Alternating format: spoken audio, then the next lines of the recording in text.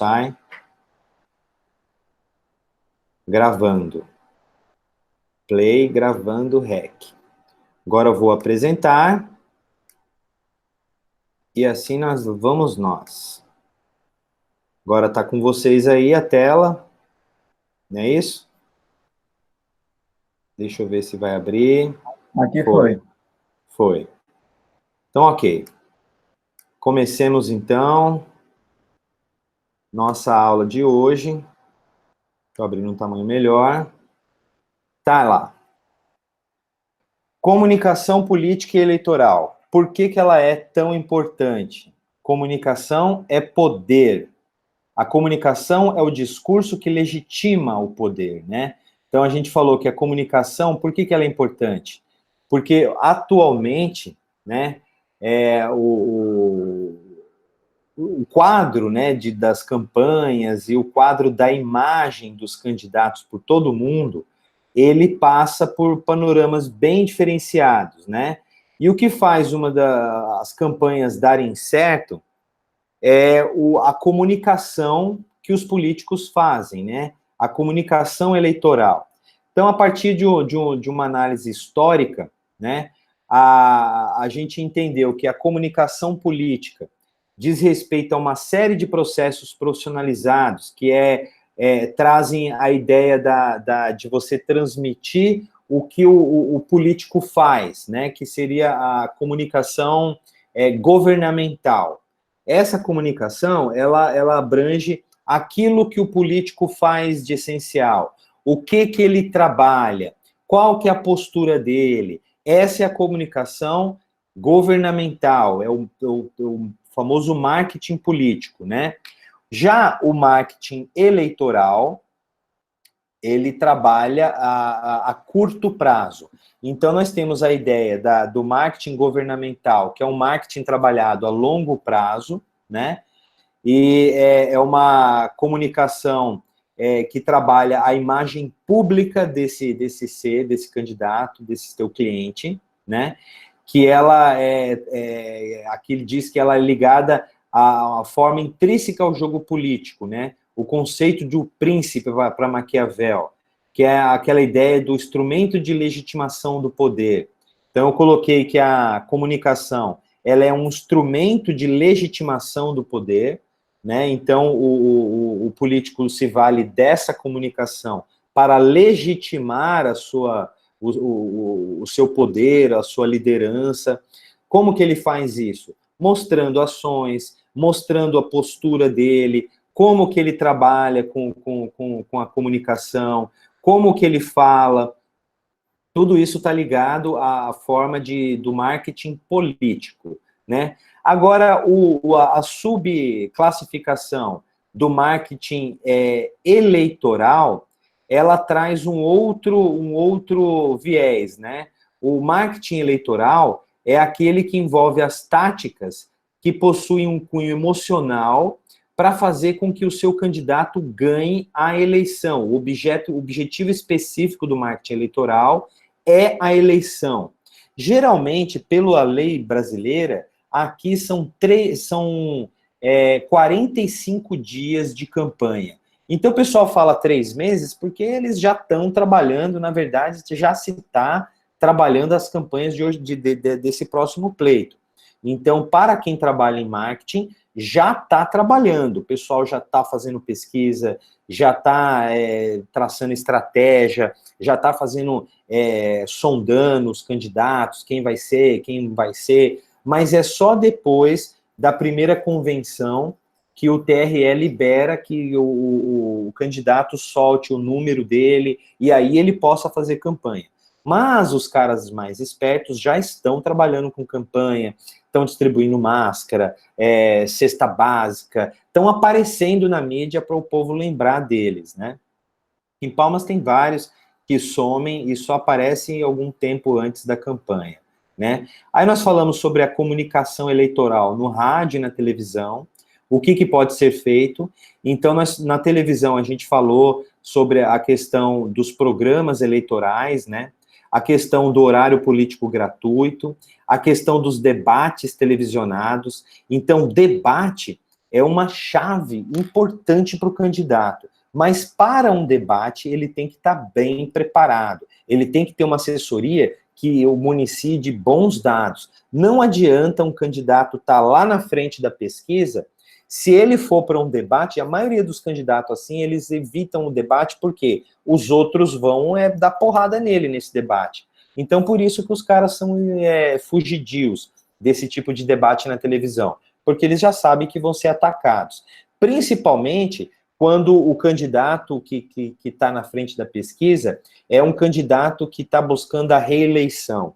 Aí sim que os caras vão pegar no pé dele, porque eles partem do princípio de que o público quer mudança, de que eles tenham que bater nos erros que o cara conseguiu fazer durante o pleito que ele atuou, né? Então, os inimigos, os adversários, eles são mais municiados de ferramentas para poder meter o pau nesse cara, e geralmente ele não vai nesses debates, né? Aí tem a questão que eu falei do rádio. Muita gente, ou muitas campanhas, muitos candidatos, eles se esquecem um pouco do rádio, mas o rádio, a gente colocou aqui que o rádio ele tem uma boa penetração em parcelas aonde nem a televisão nem a internet chega. Então, por exemplo, na zona rural, em áreas de fazenda, em áreas mais distantes, é o rádio que chega. Então, o cara tem que pensar no produto do rádio, como que ele vai fazer isso, como que ele vai se divulgar para chegar nesse eleitorado aí, né? A gente falou também sobre como a internet reconfigura a comunicação eleitoral. Nós vamos ter uma outra aula mais para frente que vai aprofundar esse case aí da internet, nós vamos falar só sobre isso, mas logo quando se fala em comunicação eleitoral, a gente tem a internet como um dos vieses, né, que a gente trabalha, né, que nos últimos anos os candidatos têm percebido essa importância de levar as suas campanhas para o meio virtual, e hoje em dia a gente já diz que é o meio virtual que decide as campanhas, porque se usa a internet como uma relevância muito grande, grupos de WhatsApp, a própria divulgação patrocinada por meio dos impulsionadores, tanto do Facebook, do Instagram, então se patrocina muito isso, né? A lei eleitoral, nós vamos falar, vai ter uma aula sobre isso também, sobre o candidato, eleitor, e alguma coisa sobre a ética, e falar um pouco sobre as novas leis. A nova lei que andei pesquisando aí sobre as eleições de 2020 não permite que pessoa física faça impulsionamento na internet. Isso é para evitar dos caras criarem conta robô para que essas contas impulsionem, como foi feito na candidatura do Bolsonaro e entre outras aí fora, né? O próprio Trump, que usou contas lá na Rússia para poder impulsionar e fazer esse tipo de coisa. Então, proibiram pessoa física de impulsionar conteúdo político, né? A gente sabe que fiscalizar isso é muito difícil, e tem neguinho meio kamikaze que faz, que não tá nem aí. Então, depois que o estrago já está feito, é muito difícil reverter, tirar um candidato já ganho, né? Tem que entrar com processo. Então, os caras fazem de tudo, mas é uma terra sem lei, né? A internet oferece várias oportunidades de comunicação eleitoral, aí, no entanto, diz, não é uma terra sem lei, existem regras, exigências reguladoras. Só que a gente sabe que é muito difícil você frear tudo que ocorre nela. Então, como que vai poder fiscalizar todos os grupos de WhatsApp, todas as mensagens que são trocadas, né? E como que você vai filtrar o povo para o próprio povo não falar sobre política? Então é muito complicado, né? Acho que parece que deu um pau aqui na apresentação. Ela não está querendo ir. Então vamos compartilhar ela de novo. Eu vou voltar aqui, interromper esse compartilhamento e voltar para abrir o coisinho de novo. Aí. Não, é porque acabou o slide mesmo. Vamos pular para outro slide. Vamos aqui para uma outra telinha de slide, que é a aula Marketing político e eleitoral. Vou abrir essa aqui para vocês.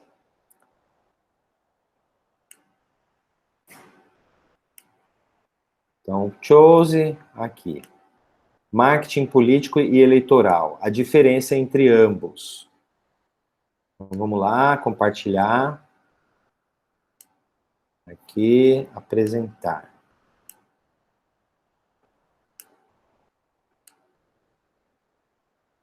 A aula hoje é basicamente um déjà vu, né, daquilo que a gente já viu, mas é interessante a gente trazer os apontamentos assim de uma forma abrangente que fica legal para vocês captarem aí.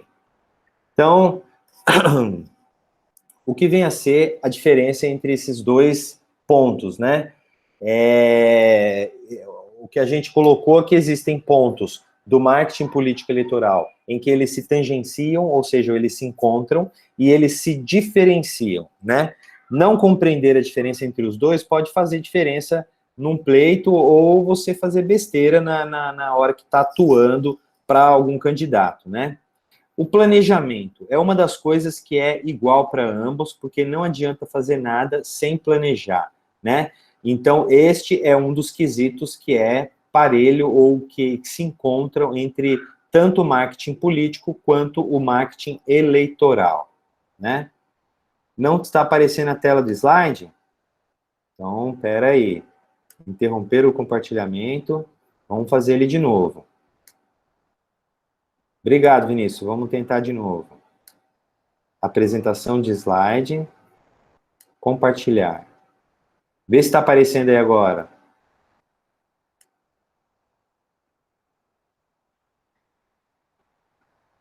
Dá um salve para mim saber se tá. Agora sim, né? Beleza. Então, nós começamos falando aqui sobre o marketing eleitoral e alguns quesitos entre que eles se assemelham e se diferenciam. O planejamento é uma coisa que tem que ter em ambos, né? Você tem que sentar e criar um planejamento. Definir o público-alvo também é uma coisa que acontece nos dois. Mas aí você me pergunta, mas o público-alvo é toda a população, não é? Sim, mas tem como você definir aquilo que o Marcelo colocou aquele dia, personas de um determinado candidato, tem como você direcionar a tua campanha para a periferia, para as áreas centrais, para a classe alta, para a classe média, para idosos, para crianças, depende, para pais, para mães, para mulheres. Por exemplo, uma mulher, a Elaine, quer se candidatar a deputada. Aí ela já é uma pessoa que é líder na sala de aula, todo mundo conhece ela no trabalho dela, ela vai focar o trabalho dela, o público-alvo dela vai ser as mulheres que valorizam liderança feminina, né? Ela vai usar a bandeira do feminismo nessa campanha dela no intuito de, tipo, conseguir votos dessas mulheres. Então, esse é o público-alvo dela. Aí, vamos dizer que acho que é o Vitor, né? É o Vitor que é da igreja lá, né, Vitor? Quem que era mesmo? Paulo? Acho que é o João Paulo. O João Paulo que é da igreja. Aí o João Paulo vai fazer a campanha dele de vereador. Então ele já sabe que ele tem o público evangélico do lado dele. Então ele vai fazer a campanha dele focada nesse público, né? Mesmo que ele abranja e queira atingir outros públicos, que é o ideal, mas ele vai criar personas para atingir com mensagens mais diretas. Então, ele vai ter uma filtragem dessa comunicação, é mais assertiva a comunicação quando você tem uma clareza de para quem você está falando. E isso tanto para o marketing político quanto o marketing eleitoral, né? Análise dos concorrentes. Você tem que saber com quem que você está lidando. Quem que está entrando no teu plano, né, no teu pleito lá para concorrer com você, né? E tanto, se for o marketing governamental ou marketing político em si, se você está trabalhando a assessoria de um vereador, você tem que saber quem são os outros vereadores da casa, o que eles fazem, qual é a atuação que eles atuam na internet ou na divulgação deles. Então, vai ter algum vereador lá que não faz nada, que não põe projeto, vai ter um outro que quer aparecer sempre na mídia, vai ter um outro que é só lábia, não faz nada, mas ele é só blá blá blá. Então você tem que conhecer os teus concorrentes, para você ter uma espécie de diferencial dele, né? É como se fosse com o marketing de mercado, marketing de produto, aonde você conhece o produto do teu concorrente para que você consiga ter um nível a mais. O que eu vou mostrar para esse povo, para eles reconhecerem esse meu cliente, o meu candidato, como um candidato que eles legitimam, poder, ou no caso do marketing eleitoral, o que vai fazer a pessoa comprar esse candidato, votar nele. Então, eu tenho que trazer diferenciais dele. Então, para isso, você tem que ter a análise dos concorrentes, né? O posicionamento, como que esse cara vai se apresentar? Qual que é o posicionamento dele, né? Como que ele vai se comunicar, né? Qual que é a adequação da proposta dele ao planejamento que você fez. Então, por exemplo, se o João Paulo vai querer sair como candidato lá pelo partido dele e tal, e com essa bandeira da religiosidade, colocar tal, ele não vai poder aparecer bêbado, ele não vai poder ser flagrado numa situação que vai colocar isso em risco, ou seja, faz parte do posicionamento dele. Então, você tem que traçar metas, a partir da definição delas, montar o planejamento, pensar o tipo de conteúdo que você quer fazer para um público que você já direcionou, ficar de olho na forma da veiculação da mensagem, no tipo de palavreado, né, na forma como a pessoa se posiciona, né, qual o tipo de imagem que ele vai querer associar, qual as melhores mídias. Então, não adianta você ter um candidato muito culto, um candidato que fala difícil, um candidato que não consegue trazer com clareza o que ele quer, né? E tem gente que tem vários problemas. Tem gente que é muito fácil as pessoas terem problemas de redundância. Já viram isso? Gente que fica falando, que você não entende nada, ou a pessoa que fica falando e fica repetindo a mesma coisa, a pessoa fala 10 vezes a mesma coisa, parece que você já entendeu, e a pessoa ainda está explicando aquela coisa de novo. Isso é ser redundante. Então, esse tipo de gente tem que ter uma aula de oratória, uma aula para a pessoa concatenar a ideia dela e proferir a ideia dela com clareza. Então, um bom político, por excelência, ele tem que ter uma boa oralidade. Ele tem que saber organizar as ideias dele de uma forma coerente e dizer isso ao público, né? Então, ele não precisa usar palavras rebuscadas ou palavras difíceis para isso. Ele tem que falar de uma forma clara e tem que falar de uma forma coesa. Ele tem que saber fechar um pensamento, né? Porque você pode ver que, tipo assim, tem político que é ninja, que o cara tá num debate... Aí vai o moderador do debate e fala assim, ó, você só tem 30 segundos. O cara estava no meio da ideia, mas naquele 30 segundos ele consegue fechar a ideia. Isso é ser ninja, isso é o cara ser inteligente, é o cara saber se posicionar e ter uma boa concatenação de ideias. O teu candidato tem que saber fazer isso, porque tem candidato que chega lá, a pessoa faz uma pergunta, o candidato fica, ele enrola, não responde a pergunta da pessoa, aí o cara dá 30 segundos, aí ele vai tentar responder a pergunta naquele 30 segundos e não consegue. Daí perde tempo com isso, e aí os outros caem matando, né? O candidato que tem mais experiência, ele tem uma lábia melhor, ele sabe se projetar, ele sabe o que dizer, daí ele engole, né? Como que fala no Twitter, ele janta a pessoa, né? A implementação. Depois de montar o planejamento, descobrir o público, traçar o posicionamento que esse candidato vai querer dar, a imagem dele, né? E a imagem dele diz toda a questão da embalagem. Como que essa pessoa, ela vai cortar o cabelo careca? Não, ela vai botar peruca, ela vai, sabe, tal. Ela tem que ser o mais próximo do público dela, né? Igual o exemplo que eu dei, que a mulher foi para São Paulo colocar um aparelho. Quando chegou aqui, eu pedi para tirar, porque não era coerente o interior, onde ela estava fazendo campanha, ter aquilo no dente, porque as pessoas nem sabem o que é aquilo direito, né? Nessa fase, né, da implementação, é o que a gente chama de marketing operacional mesmo, é quando você vai colocar a campanha na rua, ou no ato do marketing governamental, que você está assessorando alguém, é o ato de você estar municiando a imprensa com o que o cara está fazendo, e ter um tino para isso, né? Você tem que saber a hora certa de falar as coisas, né? Você não pode ficar pagando fogueira de algum candidato que tenha um Twitter na mão que fica falando abobrinha, né? Se o seu candidato, ele tem que te escutar. Primeira coisa é quando você aceita fazer uma campanha, é você falar para o candidato assim, falar, candidato, você vai dar um tempo nesse Twitter? Você vai escrever aquilo que a gente vai te projetar a escrever? Porque senão não adianta eu fazer a campanha para você.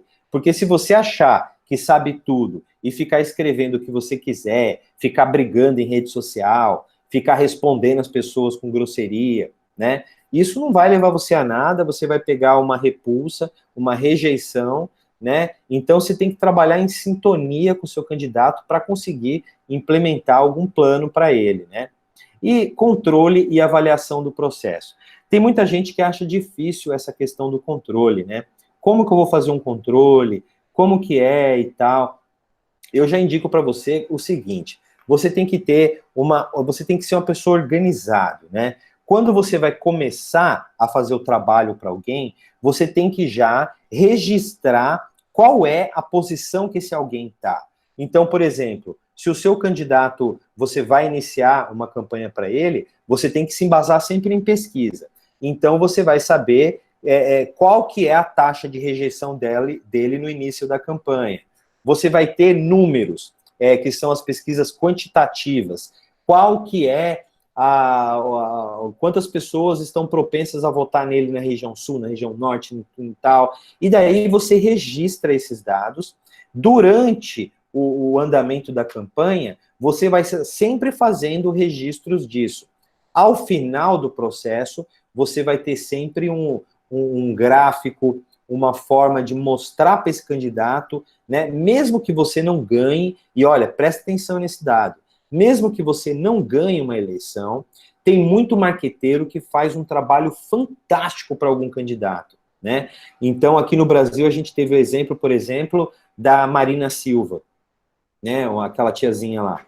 Ela não era uma pessoa, ela saiu com 0,8%, né, e chegou lá no final da campanha da presidência com um número muito expressivo, ou seja, ela não ganhou a campanha, não sentou na cadeira do presidente, mas o trabalho de marketing que foi feito para ela o colocou num patamar político importante no país. E às vezes o que se espera, o planejamento que a pessoa tem da própria campanha, nem sempre é conseguir se eleger. Às vezes o cara quer se projetar. Então você vai dar dados para ele de como que foi o teu trabalho e até onde você conseguiu chegar, né? Isso, cada campanha que você fizer vai te trazer uma espécie de case, de experiência, para você formatar um portfólio. Claro que esse portfólio vai ficar mais rico quando você disser que fala, olha, 100% das campanhas que eu trabalho eu consigo colocar o cara, ou 80%, já é um número expressivo. Agora você chegar lá e falar, não, eu já trabalhei em 10 campanhas. Ah, quantos candidatos ganharam? Fala, pô, só tem 10% de assertividade no seu trabalho, então alguma coisa precisa melhorar no teu trabalho, para que você consiga colocar os caras que você está trabalhando lá, né? E às vezes não depende só de você, às vezes depende do próprio cara, depende da equipe estar alinhada, e isso a gente já viu no marketing operacional, que não adianta só você fazer um bom planejamento e ter só você na frente de alguma coisa, sendo que a equipe não trabalha, os cabos eleitoral estão tudo vendido, o pessoal está com preguiça, né? E na campanha ainda acontece outra coisa. Quando os números do candidato não são os números que ele deseja ter, isso dá um balde de água fria na galera. E você tem que estar preparado em motivar essa galera. Fala, não, galera, olha, nós vamos virar o jogo, nós vamos conseguir. Você tem que ser um cara para cima, porque se todo mundo ficar, não vamos ganhar, não. Ah, vai estar difícil, né? Então, aí todo mundo acha que está difícil mesmo, acaba ficando todo mundo triste, e aí, infelizmente, não consegue chegar no processo, né? O marketing político, falado como o de governança, ele é composto por uma série de processos e técnicas, né? A gente viu que ele é uma coisa que acontece a longo prazo, acontece no decorrer do mandato do cidadão, né? O grande pilar é trabalhar a imagem desse político, principalmente na imprensa, tornando suas ações conhecidas da população, né, e manutenciando a imagem dele. E aí a gente colocou como exemplo a infeliz atuação da assessoria de comunicação e do marketing político que o presidente vem tendo, muito por culpa dele mesmo, né, que eu até falei que eu acho muito improvável ele ter gente amadora lá, eu acho que ele tem gente muito profissional, só que eu não sei o que esses caras fazem, eu não sei o que esses caras dizem para ele, que todo dia ele briga com a imprensa, todo dia ele faz uma besteira que tem que ficar pagando e passando pano, né? Então, eu acho muito negativo a atuação do marketing político que vem sendo feito do presidente, né? E não é um cara qualquer, é o presidente. Aí tem outros que estão trabalhando a sua imagem, né? Tem político no Brasil afora que tem feito gato e sapato, o cara tava com a imagem arranhada, aí já o pessoal já tá trabalhando, falou, ó, nós vamos ter que dizer isso, ó, você vai ter que, vamos marcar uma entrevista, vamos falar, vamos pedir desculpa, né, e tem uma coisa que esses políticos, eles são muito arrogantes, né, o fato de você reconhecer um erro, chegar na frente do povo e falar, gente, vamos começar de novo, ou vamos fazer certo dessa vez, olha, eu errei, olha tal, mas não, os caras ficam brigando, aí a culpa nunca é deles, a culpa é da imprensa, que a imprensa tá contra. Meu, a imprensa tá para noticiar, né? O trabalho da imprensa é mostrar notícia. Se só tem notícia ruim para mostrar, é o que os caras vão estar mostrando. E outra, a imprensa, os caras sabem fazer a pergunta para te descolocar. Eles sabem mexer com a pessoa, com o emocional da pessoa. Eles sabem deixar alguém nervoso. O jornalista é um bicho sagaz. Ele chega para você, ele vai fazer aquela pergunta que ele não deveria. Mas o trabalho dele é esse, é buscar, te desestruturar para você falar besteira. O jeito deles trabalhar é assim. É assim que eles levantam mensagens, de que eles falam e trazem as notícias, né? Então você tem que saber, o cara tem que estar esperto com isso, né? O político tem que estar calmo. Você tem cara que você vê que, tipo assim, o povo da imprensa chega lá matando o cara tá lá tranquilo, aí o cara vai e fala, com aquela fala, tipo assim, um tapa de luva, né, que a gente fala. Tem que saber lidar com isso, né? Então, essa é a forma de trabalhar o marketing político, que é o andamento do cara enquanto ele está no mandato. Já o marketing eleitoral, não, é aquela coisa, o marketing eleitoral é trabalhar, ele tem como objetivo uma coisa só, a disputa e colocar o cara lá como o vencedor do pleito, né? Ou fazer a projeção dele, que às vezes tem um cara que entra apenas para se projetar.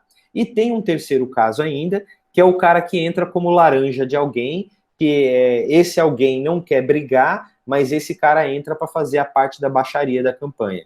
Então tem muita gente assim, tem muito candidato que é assim, né? E no Brasil, não é só no Brasil, mas no mundo inteiro se trabalha assim, né? Então, a questão do marketing eleitoral. O marketing eleitoral, ele é embasado a partir de um plano de governo, né? Esse plano de governo, o cara, ele vai ter que demonstrar para o povo qual é a atuação dele, né? É a mesma coisa do que quando você fala na publicidade, a venda de um produto, você tem que dizer qual é a proposta de valor daquele produto, o que a pessoa está comprando com aquilo. Ou seja, eu estou comprando um iPhone, mas eu não estou comprando só um iPhone para me ligar para as pessoas. Não, eu estou comprando status, eu estou comprando tecnologia, eu estou comprando um monte de valor agregado a isso. Então, o político também. Quando você vende a imagem de um político, você tem que vender qual que é a imagem? A imagem de um cara líder, a imagem de um cara que tem experiência, a imagem de um cara que vai saber fazer pelo povo, né? Se é um cara que trabalha, que é um ex-médico, ou um cara que é um engenheiro, então você tem que enaltecer isso no plano de governo, falar, olha, o candidato, eu que tenho experiência com engenharia, sei que as obras, nós vamos gastar menos com as obras, aí o outro não, o outro é um ex-coronel da polícia, então fala, olha, eu tenho experiência com a polícia, então eu vou trabalhar para que nós tenhamos uma vida tranquila, as famílias poderem sair passear sem ter ladrão, sem ter violência, e etc e tal, né? Então, cada candidato já percebe o discurso que o cara traz com base nesse plano de governo dele, né? Então, está na competência do marketing eleitoral algumas ações como as pesquisas eleitorais, que ele tem que encomendar, que ele tem que interpretar, a criação de peças de campanha, como os santinhos, o jingle, o discurso que ele vai fazer na TV, a manutenção das redes sociais, ver quem está aprovando, quem está negando, por que está negando, qual que são as negativas, qual que é o povo que está brigando, por que está brigando, vamos atenuar isso, tal, né? A proposição de eventos e de táticas de relacionamento diretamente com o eleitor. Então, você tem que prever que o seu candidato, por exemplo, o cara é da área da engenharia. Então, automaticamente, ele tem que estar lá no CREA, fazendo uma reunião, falar, olha, gente, agora, eu que sou da nossa classe, eu vou ajudar vocês, então ele tem que ir lá para esse povo. O outro, que é o candidato coronel, ele tem que fazer uma reunião na polícia, porque ele vai chegar lá com os argumentos, falar assim, olha, porque eu tenho um plano de salário, porque eu tenho isso, eu tenho aquilo. Ele tem que trazer coisas táticas, né, de relacionamento com esse povo, né? E se o cara não tiver, né, que nem o caso da candidatura da Elaine, se é a menina que ela quer candidatar pela bandeira feminina, então ela tem que falar para a voz das mulheres, ela tem que ir em reuniões, tem que convidar mulheres, tem que ir onde as mulheres vão, tem que estar lá presente, falar, vamos lá, gente, porque esses homens, nós temos que tirar os homens do poder, nós vamos dominar o mundo, vamos cerrar os punhos, e vamos chegar lá e todo mundo... Nessas, para vocês terem uma ideia, nesses eventos, você tem que colocar gente para aplaudir, pago, né? Tem gente nas reuniões que fica lá, vocês já viram, né? Que essas reuniões políticas tem sempre uns bobos lá que fica verdade, balançando a cabeça. O cara fala, a pessoa Ou seja, nós seres humanos, nós somos assim, sinérgicos. Sinérgico é aquela ideia de tipo assim, ó, se uma pessoa tá rachando o bico, parece que fica engraçado e a gente racha o bico também. Se uma pessoa aplaude, parece que tipo, ó, agora é a hora de aplaudir, aí todo mundo aplaude. Sempre tem um que começa a aplaudir. Então, geralmente, esse cara está sendo pago, fica lá no meio do povo, né? Ele fica espalhado, fica um no fundão, um lá, tal, fica uns de olho, né?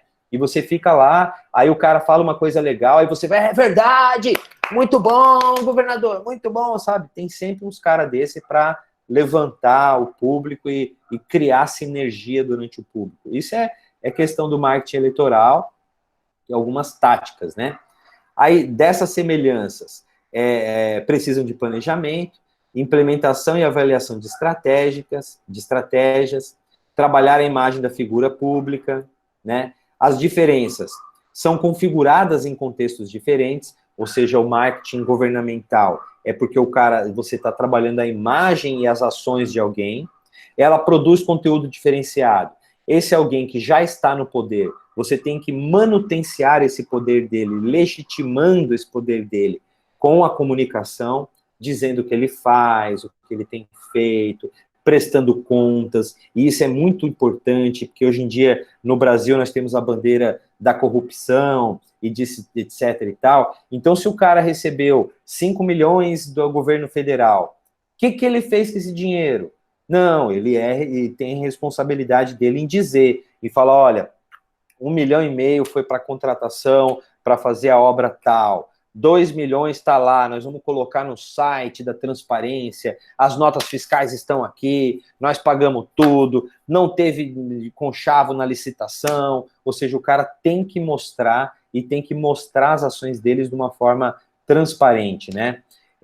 Já o eleitor, na campanha eleitoral, ele tem que mostrar transparência também no como que ele está investindo o dinheiro dele, quais são, quem patrocinou ele para ele ter o santinho, para ele ter tal, né, as notas fiscais, tem que estar tudo às claras, né, mesmo a gente sabendo que rola muita coisa por baixo do pano, mas ele tem que ter uma maquiagem de que aquilo tá tudo bacana, de que vamos fazer acontecer do jeito certo, seguindo todas as determinações, né, o tempo para execução de ambas as coisas são diferentes, são urgências díspares, que significa urgências diferentes. Então, no caso da manutenção da imagem no marketing governamental, você está trabalhando uma imagem a longo prazo, e no caso da campanha eleitoral, não, você tem um prazo definido, você quer fazer a imagem do cara até o cara sentar naquela cadeira lá.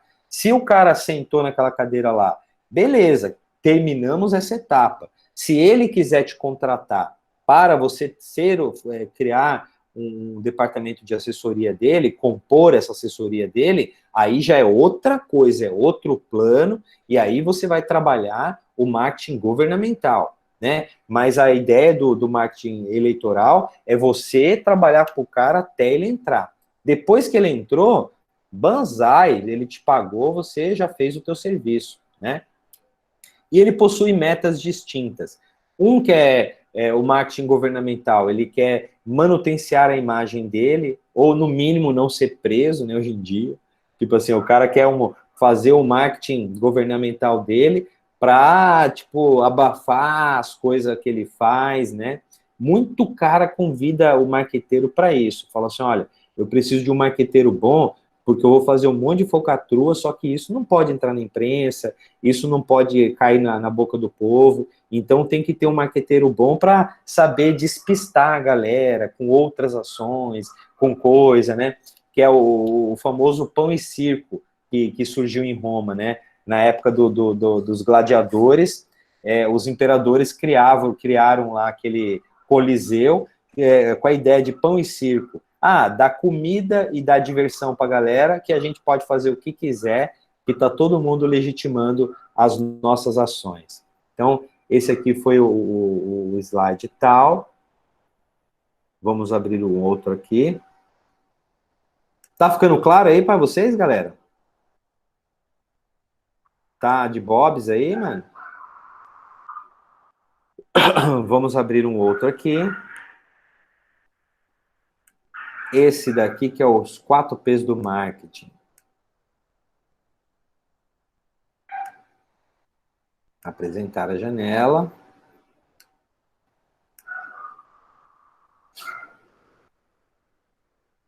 Tá apresentando aí? Acho que agora que vai entrar. Agora foi, né? Dá um salve para mim aqui no coisa. Sim, sim. Beleza, Bruno. Ok, Microsoft. 4 P's do marketing. Tá. A gente fez uma alusão aos P's do marketing, produto, preço, praça e promoção, dentro da política, né? Os 4 P's do marketing, do mix do marketing, né? Eles trabalham, têm as suas relação entre as empresas de cunho, instituições de cunho privado e público, né? E nesse caso a gente trabalha com o viés aplicado à política. O produto, em resumo, o produto é o próprio político, né? O produto é ele. Ele é o cara, ele que vai aparecer no santinho, ele que tem que ser embalado numa embalagem bacana para ser apresentado, a forma como ele vai dar essa apresentação, o jeito, a postura dele, isso tudo está relacionado ao produto.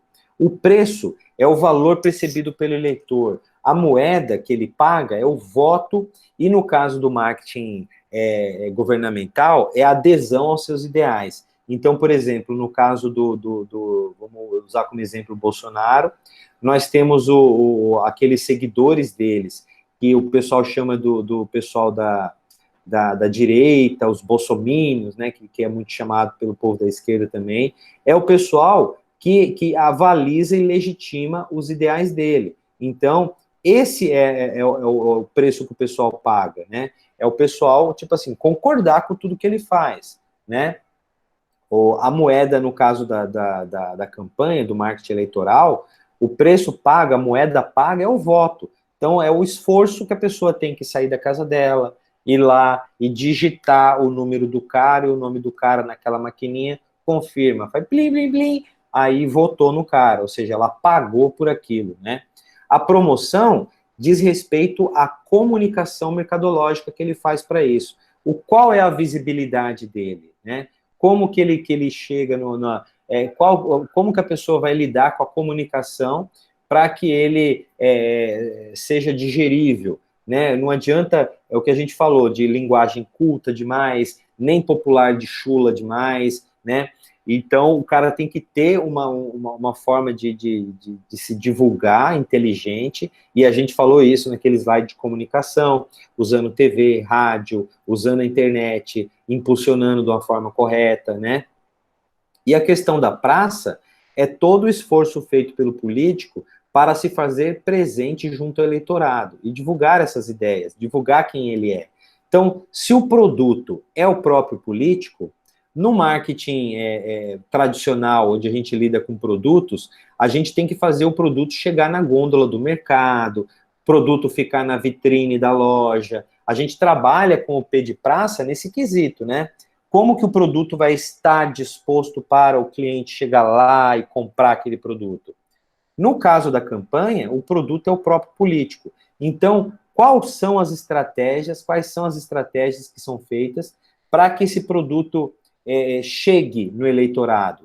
Então, primeiro, na pesquisa você vai ter que fazer um levantamento da onde está esse eleitorado, como que você chega nele, como que é a melhor forma. Ah, nós temos bastante gente lá na zona rural, então vamos ter que fazer uma agenda para que o candidato percorra aquela área, né, para chegar lá. Então, a gente falou, tem várias citações de autores aqui, né, com a questão do produto, que o político é o próprio produto, que ele tem que saber vender sua imagem, né, que ele tem que buscar, através das pesquisas, moldar o teu perfil ao público-alvo, né, então, é muito com base nas pesquisas.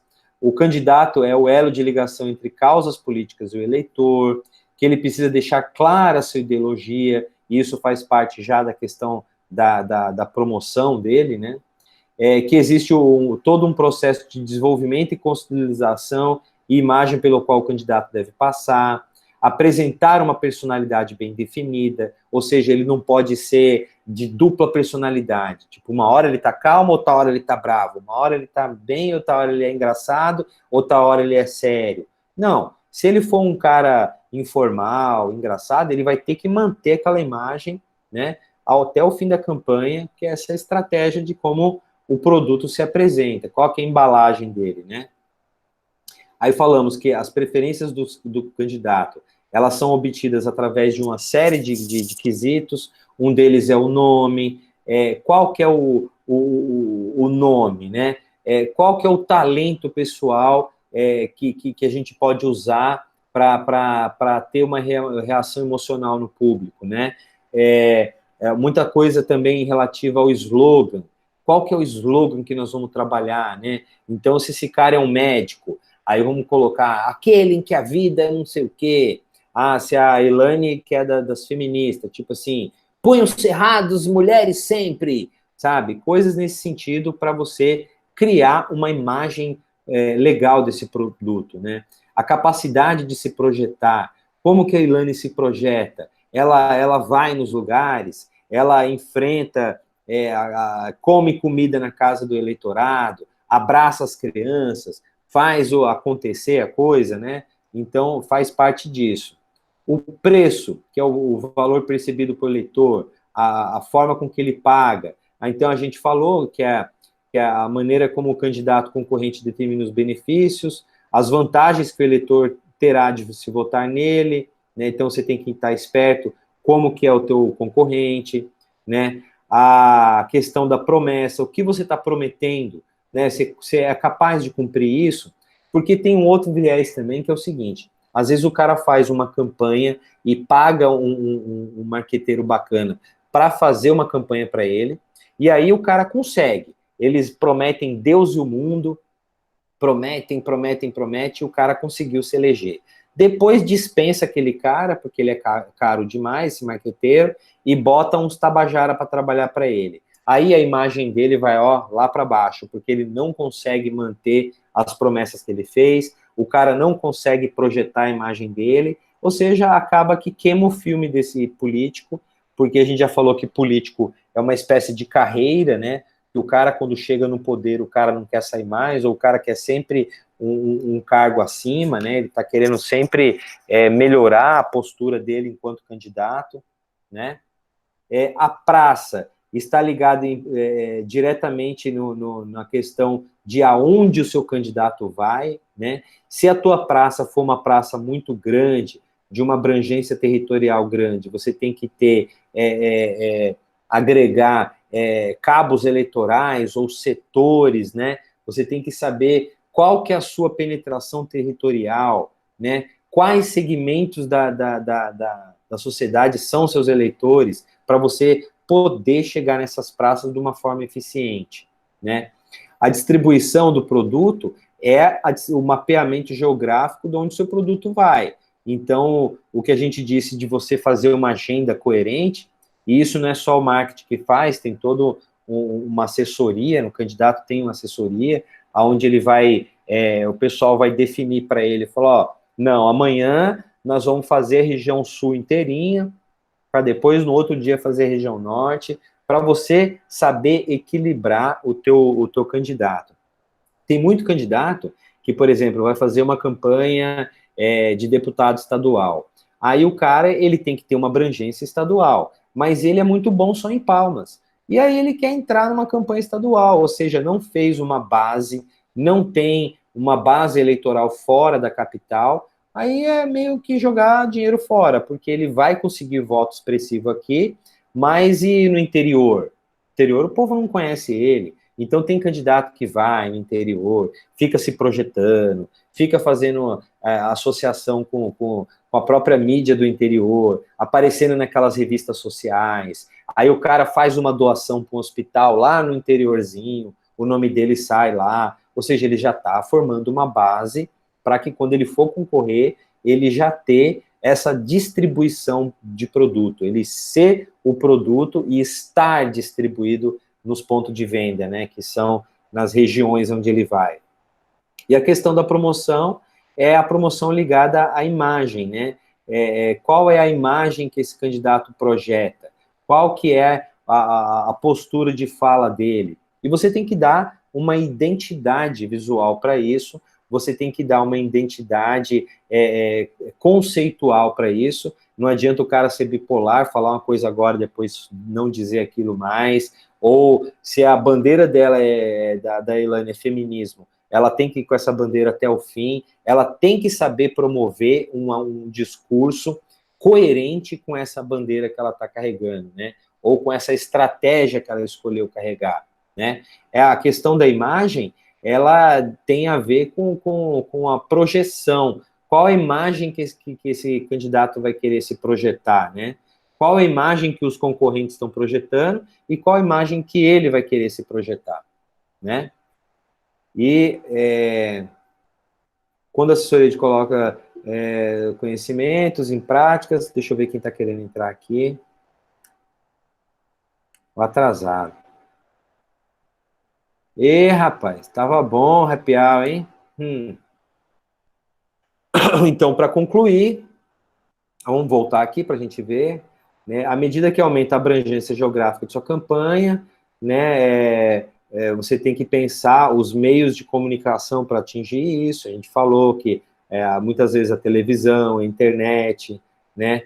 Quando a assessoria de comunicação coloca em prática os seus conhecimentos técnicos na mensagem e na escolha dos melhores meios para divulgá-los, há a possibilidade de tornar as campanhas tão atraentes quanto qualquer outra programação. Então, aqui está falando sobre a forma de promoção desse candidato, né? E aí a gente tem aquela... quando a gente fez marketing digital, a gente falou sobre o marketing de conteúdo. Tem que usar alguma coisa nesse sentido para os candidatos. Ou seja, se o candidato é o produto, né? Então você vai ficar falando da vida dele, da vida dele, da vida dele? Não, você vai usar marketing de conteúdo também. Nós vamos falar, explicar para o cidadão que em Palmas, olha, quando Palmas foi criado, nós esqueceram de fazer a estrutura para o pedestre. Palmas foi criado para veículos, porque as avenidas são largas, o estudo do trânsito feito em outros países, ou seja, são conteúdos tangenciais que vão ajudar na campanha, no argumento que o seu candidato está levando. Então, por exemplo, na campanha da Elaine, tá, Elaine? Na sua campanha, você está falando sobre o feminismo. Então, você tem que trazer, não só falar da Elaine, não só bater nesse martelo, mas vai ter um programa ou outro daquele gratuito que você pode trazer um marketing de conteúdo. Falar, olha, vocês sabiam que as mulheres ganham menos que os homens por causa disso, disso, daquilo? que o salário da mulher, a margem da diferença, que as mulheres, existe violência contra a mulher, que o machismo, que aquilo outro. Ou seja, você trazer conteúdos tangenciais que vão ajudar ao teu argumento principal, né? E para concluir, o marketing aplicado ao modelo tradicional, ele pode ser também aplicado ao modelo político, né? Que nós temos esses 4 P's, que são imprescindíveis para o sucesso e o posicionamento da imagem de um candidato ou a sua eleição, né? Deixa eu ver, tem alguém querendo entrar. Então, Elaine, eu voto em você, sabia?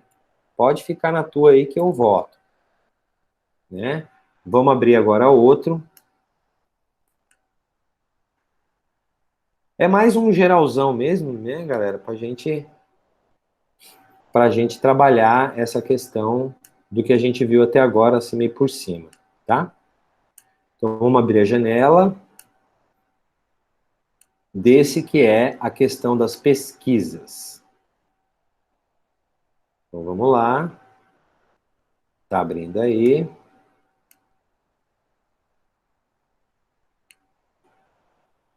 Abriu, né? Agora vamos apresentar. Confirma para mim se abriu. Eu acho que abriu.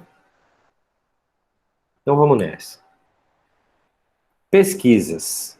Um ponto unânime entre os pesquisadores do marketing político, da comunicação e da ciência é que não existe como fazer campanha sem pesquisa, né? A divulgação das pesquisas da intenção de voto se constitui um fenômeno à parte, ou seja, as pessoas, elas se embasam nas pesquisas para elas saber o que o povo está pensando, né? A maioria do eleitorado fica na expectativa da pesquisa para ele não jogar o voto dele fora, ou ele quer saber o que a maioria pensa para ele não ir contra, ou ele quer saber quem é o candidato que está melhor cotado para ele prestar mais atenção naquele candidato. Porque às vezes tem gente que você nem sabia, que você não conhecia, e aí o povo inteiro que está se informando lá, você se informa pela sociedade. E a pesquisa é um embasador disso. Então, quando você faz um trabalho embasado em pesquisa, tanto a pesquisa da boca de urna vai te ajudar, quanto a pesquisa que você fez anteriormente também vai te ajudar, né? As pesquisas eleitorais não se limitam apenas à sua citação direta dentro do programa eleitoral, mas a divulgação em jornais. Então, a pesquisa eleitoral, ela tem todo um modus de abrangência, né, para a gente atuar. Elas também são usadas nas coordenações, em todas as eleições, o antes, durante e depois exige pesquisa, né? As informações disponibilizadas não se restringem ao percentual de intenção de voto ou rejeição desse ou daquele candidato. Os relatórios, eles apresentam outras informações, que é isso que eu vou te mostrar, a questão da pesquisa quantitativa e a qualitativa, né? A utilização das pesquisas. É cada vez mais imprescindível você trabalhar as estratégias com base nas pesquisas, né? Elas são mecanismos que orientam a elaboração das estratégias. Então, por exemplo, um candidato quer se lançar à Prefeitura de Palmas. Não adianta ele se lançar sem ele saber o que o povo de Palmas quer, o que o povo de Palmas fala nas redes sociais, quais são as reclamações mais corriqueiras, o que o povo reclama mais? Ai, do transporte, ai, da saúde, ai, da violência, ai, disso, daquilo. Então, o cara tem que estar embasado para poder fazer. Embasa-se nas pesquisas, né? Elas são ferramentas que auxiliam o processo eleitoral. Então, existe muita controvérsia, porque também o adversário, ele nunca vai concordar com a sua pesquisa. Ele vai dizer que é comprada, que é mentirosa, né? E assim por diante. Conforme as pesquisas vão sendo divulgadas, o candidato vai adequando a sua campanha para conservar a tendência de alta, ou para reverter um quadro de baixa. Então, se o candidato está vendo que ele está lá embaixo, nas pesquisas, o que ele tem que fazer? Ele tem que voltar ao topo. Como que ele faz isso? Uma das estratégias é meter no pau em quem está no topo, a outra é mostrando serviço, que aí é mais difícil, porque se ele está lá embaixo, é porque o povo não está aderindo à forma de comunicação dele. tem que ser repensada como que esse produto está chegando, qual a proposta de valor desse produto, né? Que se o teu candidato a vereador ele está com uma taxa muito baixa, é porque tem alguma coisa errada.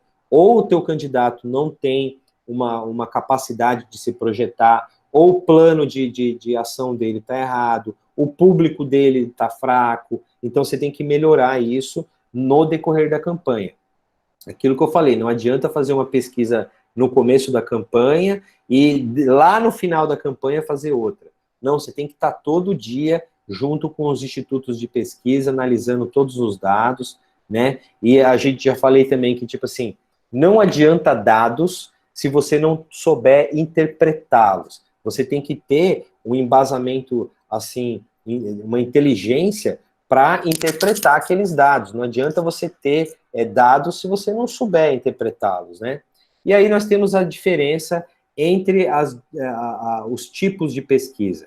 A pesquisa quantitativa, ela trabalha mais a lógica matemática, números, ela é empírica, ela é perguntas fechadas, aonde você tem sim, não, aonde você tem, tipo, qual desses candidatos você votaria? Aí vai ter lá, tipo, 10 opções. Então não tem como o cara inventar nada, ele vai escolher um daqueles. Então vai dar um resultado quantitativo, né? As características, ele busca compreender fenômenos por meio da análise dos significados dessa matemática, tem como objetivo mensurar e testar hipótese, então você lança uma hipótese e fala, olha, naquela região eu vou estar bem votado. Aí você faz uma pesquisa lá e vai dar o resultado, vou estar bem votado ou não, né?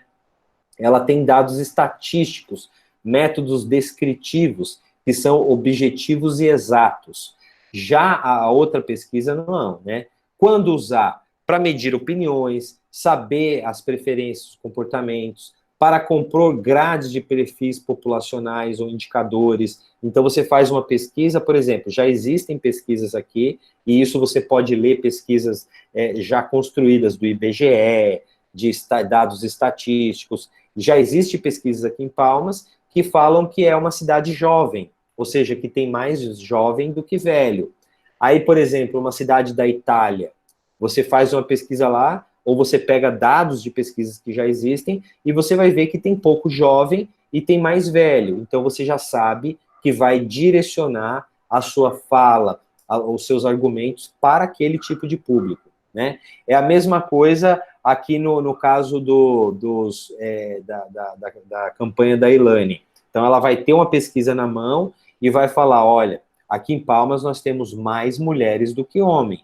Então, vamos focar nesse nosso ideal, vamos fazer tal acontecer para que essas mulheres votem em mim. Então, já tem um chão que ela sabe, através de pesquisa, isso. Agora, se é pelo contrário, aqui tem mais homem do que mulher. Então, ela pode usar esse dado da pesquisa na própria campanha dela como estratégia.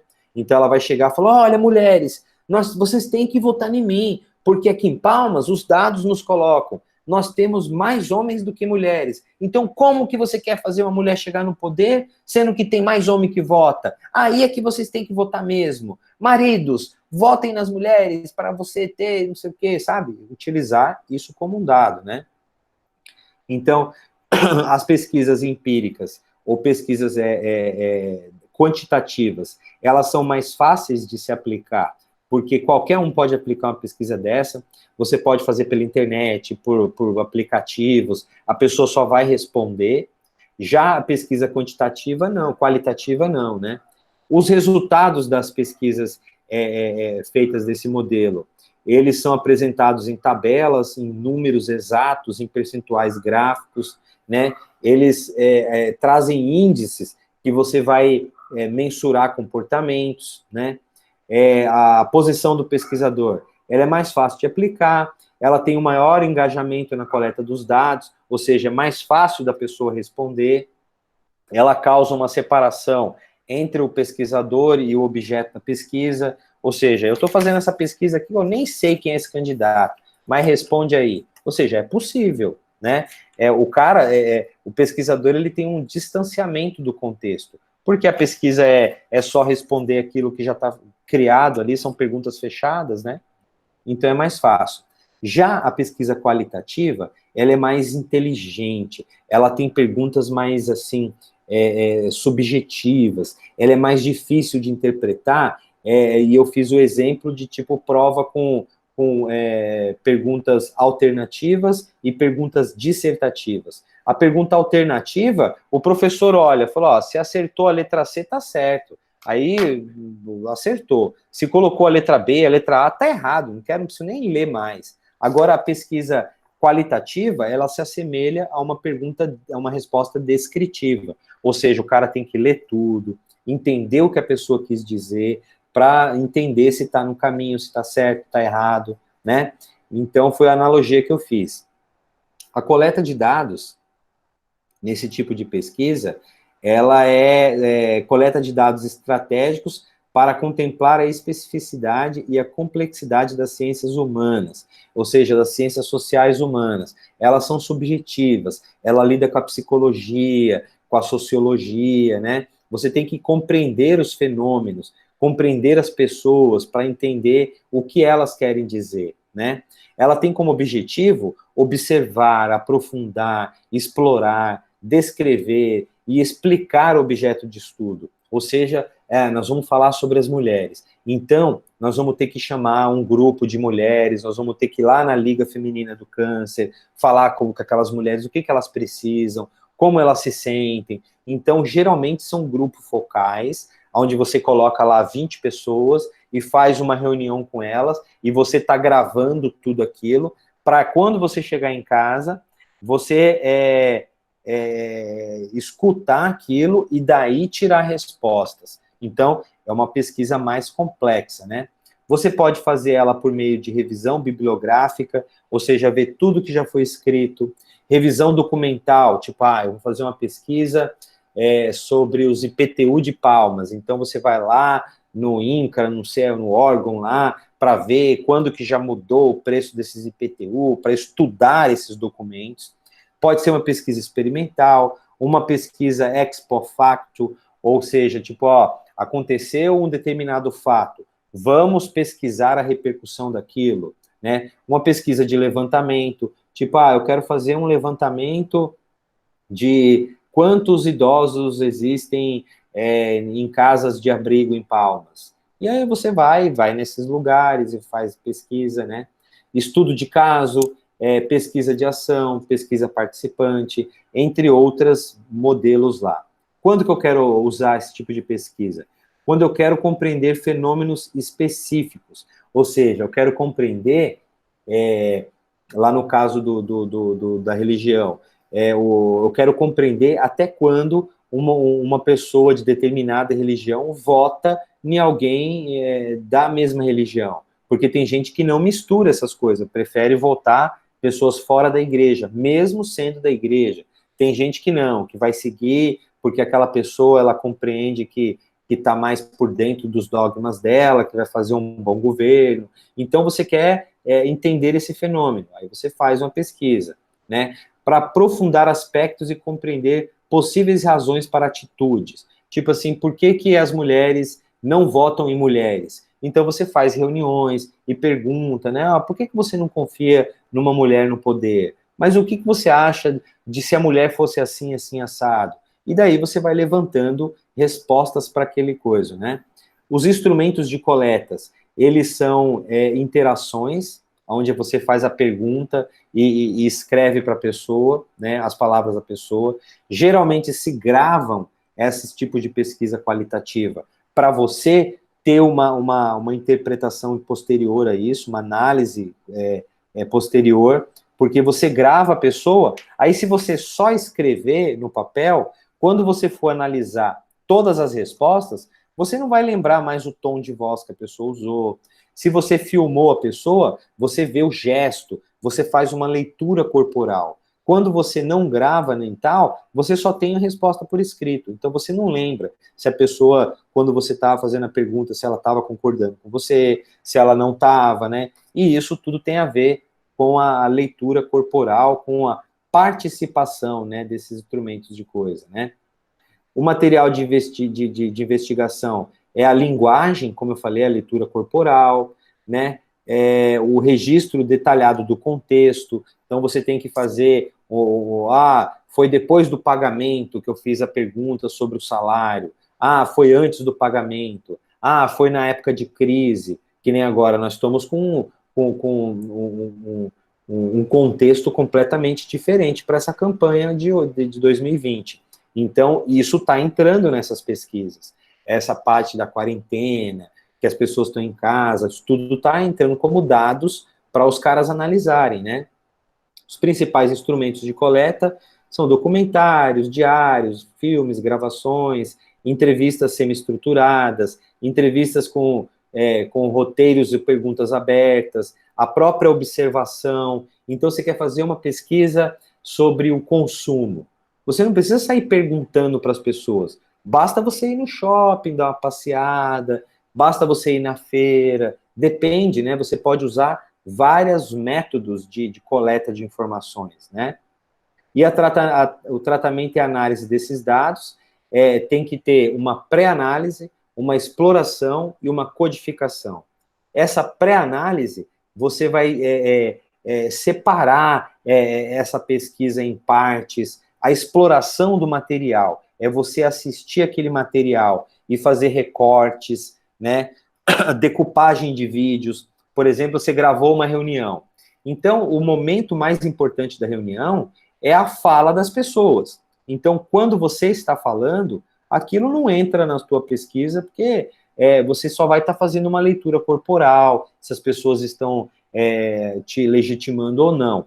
Mas a fala das pessoas, dependendo da pesquisa, né, vai ser a parte mais importante. Então, você vai ter que criar recortes. Isso aí faz parte da exploração do material.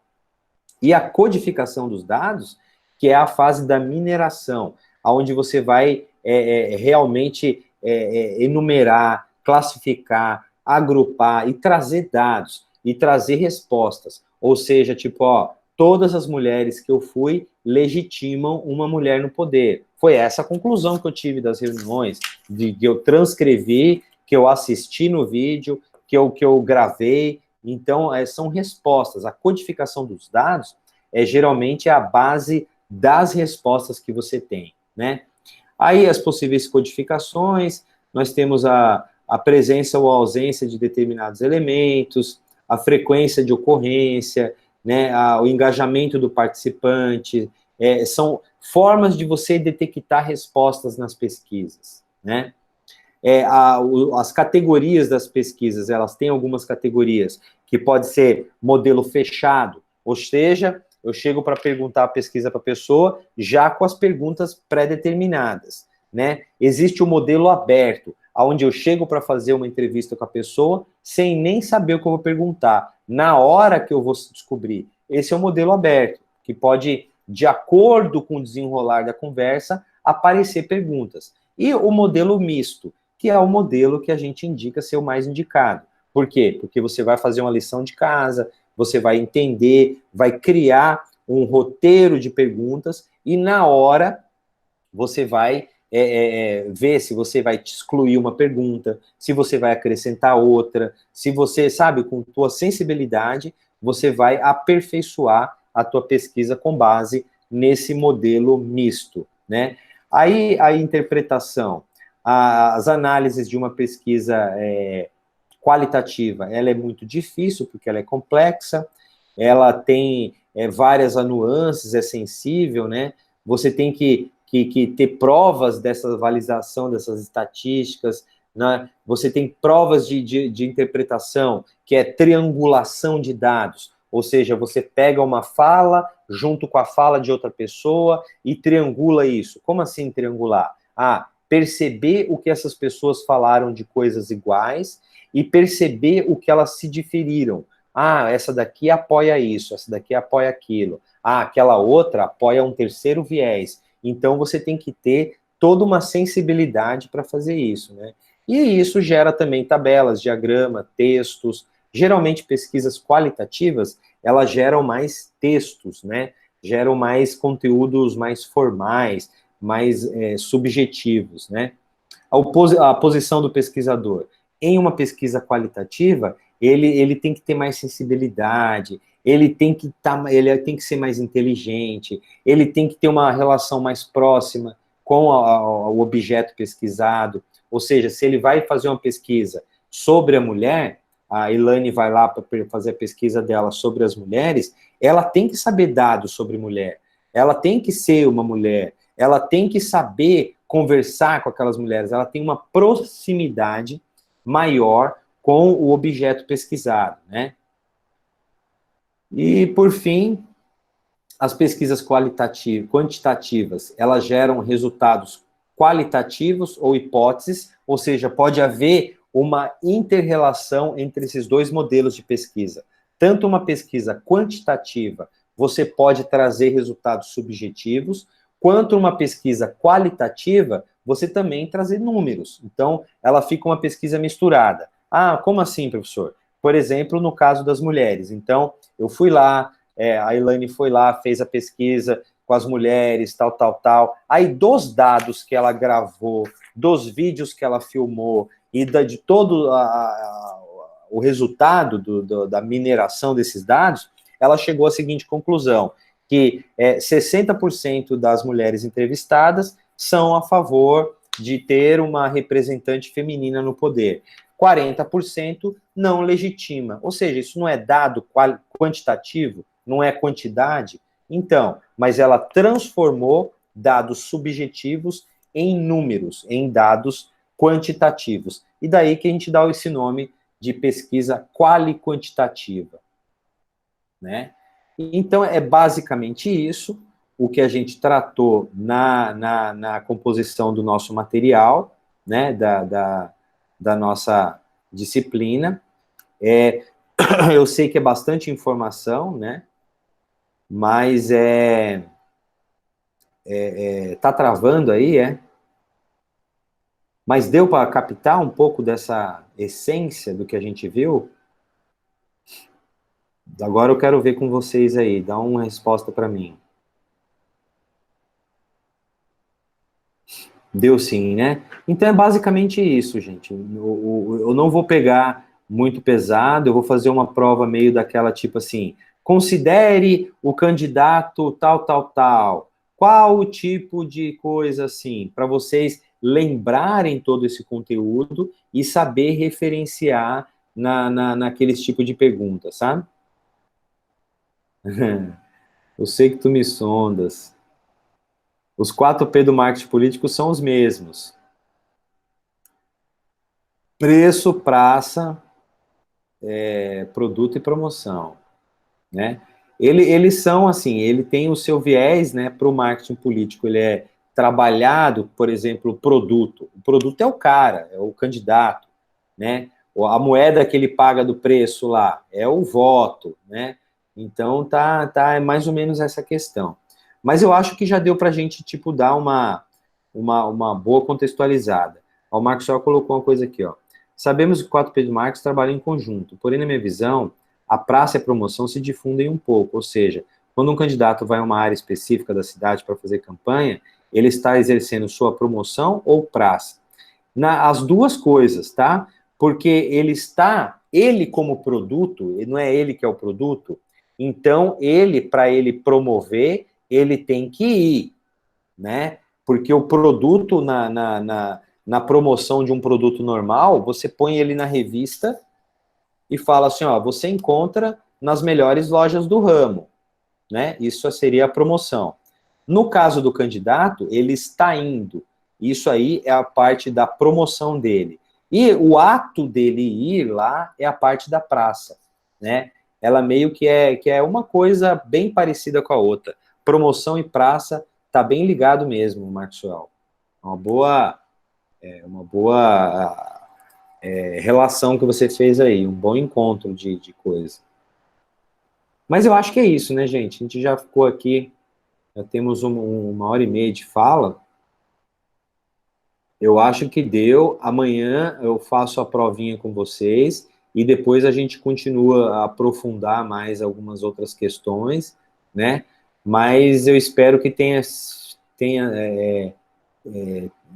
que vem sendo assim, que venha, que esteja somando para vocês aí o que eu tenho trazido, né? De conteúdo, né? Então é isso, galera. Até amanhã. Amanhã naquele bate-horário lá, eu mantenho vocês informados pelo nosso grupo, tá? Vou colocar essa aula para vocês e a aula que está faltando lá, todos os vídeos. Então, se quiser amanhã dar uma maratonada, quem puder assistir, né? Vou colocar os slides, todos que estão faltando, tanto no grupo quanto no YouTube, os links, tá? Para vocês situarem aí, para dar uma olhada. Beleza? Então, acho que por isso é hoje. Agradeço mais uma vez nossa aulinha, certo? Para os marmanjos e para as gatinhas. E não esqueçam, vote Elane para vereadora das mulheres. Beleza? Tá certo, Samsung. Até amanhã, gente. Beijão para todo mundo. Tamo nessa. Beijo, fui. Ah, gravação. Tem que parar ela aqui. Tá interrompida.